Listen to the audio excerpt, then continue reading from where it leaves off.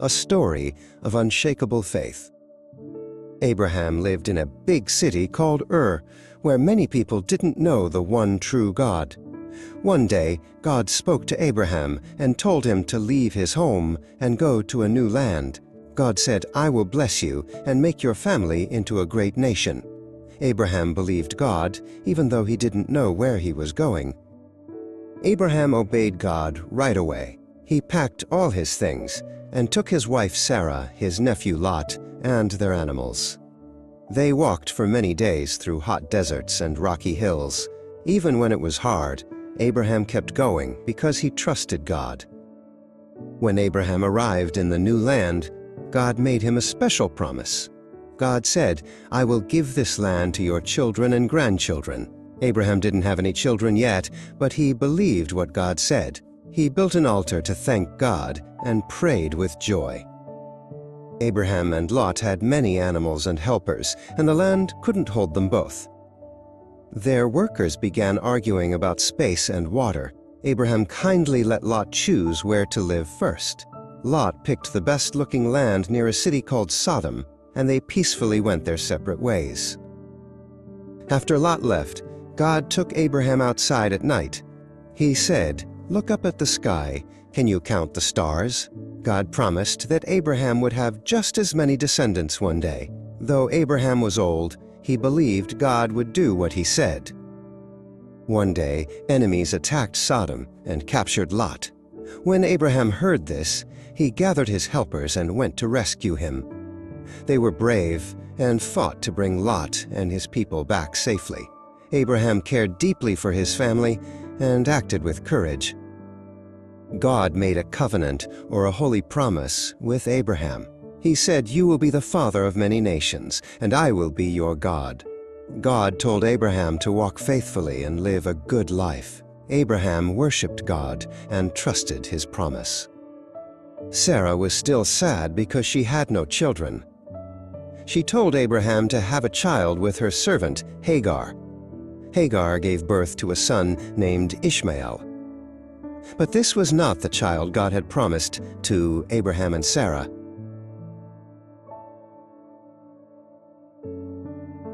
God gave Abram a new name, Abraham, which means father of many. Sarai became Sarah, which means princess.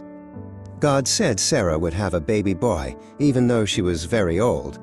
It seemed impossible, but Abraham trusted God's word. One day, 3 special visitors came to Abraham's tent. They said Sarah would have a baby in 1 year. Sarah laughed from inside the tent because she was almost 90 years old. But nothing is too hard for God.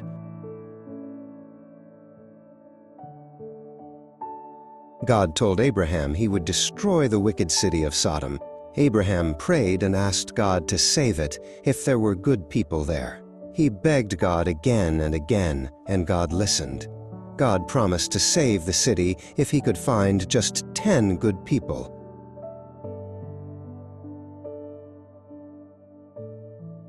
Sodom was too wicked, so God sent angels to rescue Lot and his family.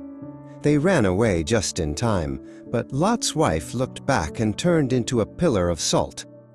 God destroyed Sodom but saved Lot because of Abraham's prayers. This showed God's justice and mercy. Just as God had promised, Sarah had a baby boy. They named him Isaac, which means laughter, because Sarah had laughed when she first heard the news. Abraham and Sarah were full of joy and thanked God. It was a miracle. As Isaac grew, Sarah saw that Ishmael didn't always treat him kindly. She asked Abraham to send Hagar and Ishmael away. It was a hard choice, but God told Abraham to do it. God promised to take care of Ishmael and bless him too.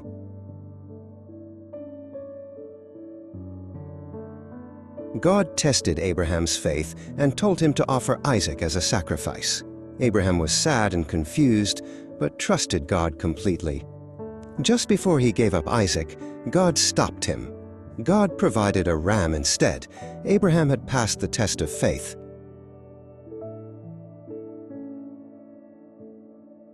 Because Abraham obeyed, God reminded him of the great promise. God said Abraham's family would become a great nation. He also said all the nations of the world would be blessed through him. This promise would come true through Jesus many years later. Sarah lived a long, faithful life and died at the age of 127. Abraham bought a special field to bury her. He loved her very much and missed her deeply, but he still trusted God's plan. Abraham wanted Isaac to marry a woman who followed God. He sent a servant far away to find the right wife. The servant prayed, and God led him to Rebekah. She became Isaac's wife, and Abraham was thankful. Abraham lived many more years and had more children. He was happy to see Isaac grow up. Abraham died at a good old age, knowing God had kept his promises. His family would carry on the blessing. Abraham is called the father of faith because he trusted God completely. He obeyed even when he didn't understand. God kept every promise he made to Abraham. His story teaches us to trust and follow God,